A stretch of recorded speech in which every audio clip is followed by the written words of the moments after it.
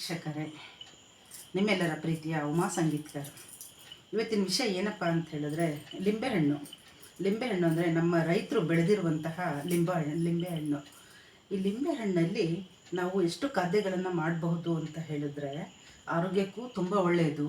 ಅಷ್ಟೇ ಅಲ್ಲದೆ ಈ ಲಿಂಬೆಹಣ್ಣಿನ ಉಪಯೋಗ ನಾವು ದಿನ ಬೆಳಗ್ಗೆ ಖಾಲಿ ಹೊಟ್ಟೆ ಅಂದರೆ ದಿನ ಬೆಳಗ್ಗೆ ಬಿಸಿನೀರಿಗೆ ಸ್ವಲ್ಪ ಉಗುರು ಬೆಚ್ಚನೆ ಬಿಸಿನೀರಿಗೆ ಒಂದು ಅರ್ಧ ಹೊಳಕೆಯಷ್ಟು ಲಿಂಬೆಹಣ್ಣನ್ನು ಹಿಂಡಿ ಕುಡಿಯೋದ್ರಿಂದ ನಮ್ಮ ಆರೋಗ್ಯ ತುಂಬ ಚೆನ್ನಾಗಿರುತ್ತೆ. ನಮಗೆ ಯಾವುದೂ ಅಷ್ಟು ರೋಗ ಏನೂ ಬರೋದಿಲ್ಲ. ಅಷ್ಟು ಚೆನ್ನಾಗಿ ಆರೋಗ್ಯನ ಕಾಪಾಡ್ಕೋಬೋದು ನಾವು. ಅಷ್ಟೇ ಅಲ್ಲ ವೀಕ್ಷಕರೇ, ಈ ಲಿಂಬೆಹಣ್ಣನ್ನು ಹಿಂಡಿ ಆದಮೇಲೆ ರಸನ ನಾವು ಚಿತ್ರಾನ್ನ ಮಾಡ್ಬೋದು, ಅಕಸ್ಮಾತ್ ಸಾಂಬಾರಿಗೂ ಹಾಕ್ಬೋದು.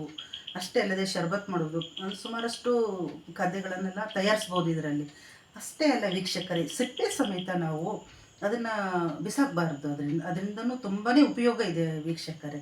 ಅದರಿಂದ ಶಾಂಪೂ ಅಂದರೆ ಪಾತ್ರೆ ತೊಳಿಲಿಕ್ಕೆಲ್ಲ ಇದೆಲ್ಲ ಮಾಡ್ತಾರೆ. ಅಷ್ಟೇ ಅಲ್ಲ, ಆಮೇಲೆ ಮತ್ತೆ ಅದನ್ನು ಸಿಪ್ಪೆಗೆ ಉಪ್ಪು ಹಾಕಿ ಖಾರದ ಪುಡಿ ಎಲ್ಲ ಹಾಕಿ ಅದನ್ನು ಒಣಗಿಸಿ ಇಟ್ಟು ತಿನ್ನೋದ್ರಿಂದನೂ ಆರೋಗ್ಯಕ್ಕೆ ತುಂಬ ಒಳ್ಳೆಯದು.